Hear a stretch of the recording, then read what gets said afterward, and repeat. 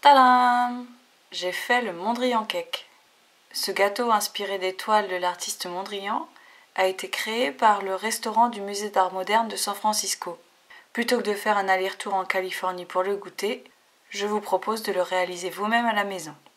Je prépare ce gâteau avec une pâte à cake classique, dont je vais vous donner la recette. Vous pouvez également utiliser votre recette de cake préférée, à condition qu'il donne une pâte à gâteau assez compacte. Si le gâteau est trop friable, il risque d'être délicat à couper et à manipuler. Pour 6 tranches d'environ 8 cm par 6 cm, il vous faut 2 œufs, 100 g de sucre, une cuillère à soupe de fleur d'oranger, 175 g de farine, un demi-sachet de levure chimique, 125 ml d'huile, 125 ml de lait, 3 colorants alimentaires. Pour coller à l'original, j'ai choisi le bleu, le jaune et le rouge.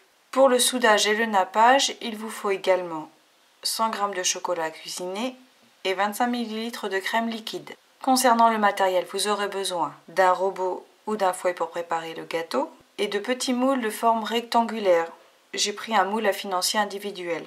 Enfin, préparez du papier sulfurisé. C'est parti, je préchauffe le four à 180 degrés. Je bats les œufs entiers dans le robot, j'ajoute le sucre et l'arôme. Je laisse tourner quelques instants, je verse ensuite l'huile et le lait. Je mêle la levure à la farine, je verse ce mélange dans la cuve et je laisse encore tourner quelques instants. Je prépare mes moules.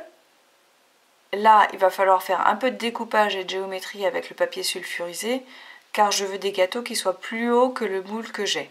Pour les formes blanches, je prélève les 3/4 de la préparation que je verse dans les 2 petites empreintes.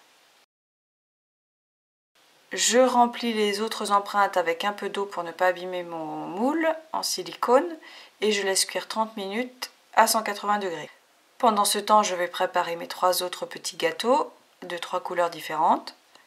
Pour le jaune et le rouge, ça fait environ 5%, 30 g chacun. Pour les bleus, je prélève 12% de la préparation, attention c'est précis. Pour moi, ça fait environ 70 g. J'intègre les colorants alimentaires dans chaque pâte. Je sors les gâteaux blancs du four. Je prépare mes autres petits moules en papier sulfurisé. Dans une empreinte à financier, je mets le jaune et le rouge. Dans un autre, je mets le bleu, j'ai besoin qu'il soit un peu plus grand. Et je les fais cuire 15 minutes. Je laisse refroidir les gâteaux. Nous passons maintenant au découpage. Voici ce que je veux obtenir en partant du haut à gauche. Je veux un rectangle blanc de 1 cm par 2 cm, un rectangle jaune de 1 cm par 2 cm, un carré blanc de 2 cm par 2 cm, un rectangle rouge de 1 cm par 2 cm et un rectangle blanc de 1 cm par 2 cm. En dessous, je veux un carré blanc de 2 cm par 2 cm, un carré bleu de 2 cm par 2 cm et un carré blanc de 4 cm par 4 cm. Ça, c'est la théorie. Vous verrez bien ensuite au découpage ce que vous pourrez obtenir.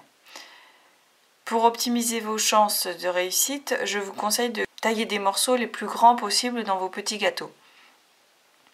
Il sera encore temps au moment de l'assemblage de recouper si certains gâteaux sont trop grands. Pour l'assemblage, je fais fondre au bain-marie le chocolat. Je mélange à la crème liquide. J'assemble en premier les carrés blancs et bleus de 2 cm par 2 cm. Je tartine une face de chacun avec le chocolat et je les assemble. Je les colle ensuite au carré blanc.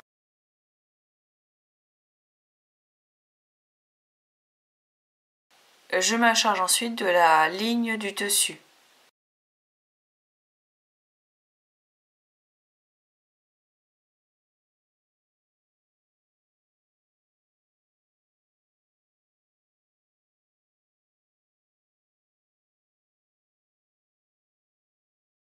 Une fois que sur cette ligne ils sont tous assemblés, je peux encore les égaliser pour avoir une ligne bien droite. J'assemble mes 2 parties.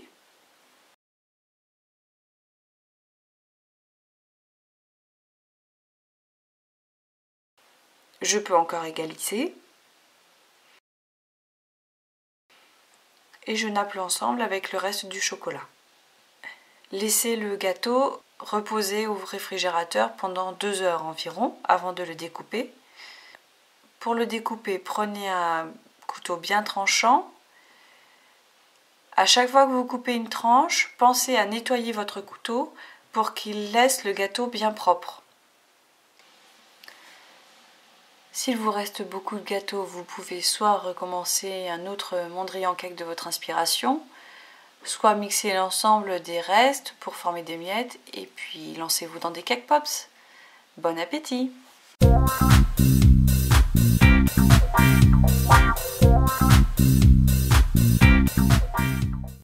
Pour ne pas manquer mes prochaines recettes, abonnez-vous. Il suffit de cliquer sur le bouton sous la vidéo. À bientôt!